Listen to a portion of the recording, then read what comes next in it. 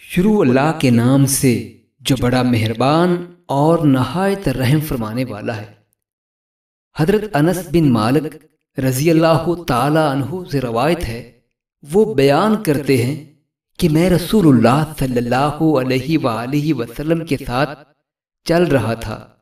آپ کے جسم مبارک پر ایک نجرانی چادر تھی جس کا حاشیہ موٹا تھا۔ اتنے میں ایک دیہاتی آپ صلی اللہ علیہ وسلم کے پاس آیا اور اس نے آپ کی چادر بڑے زور سے کھینچی۔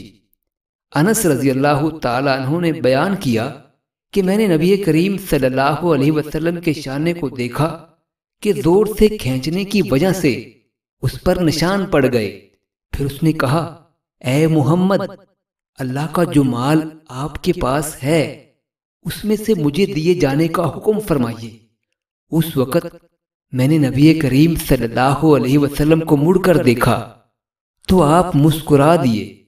پھر آپ صلی اللہ علیہ وسلم نے اسے دیے جانے کا حکم فرمایا۔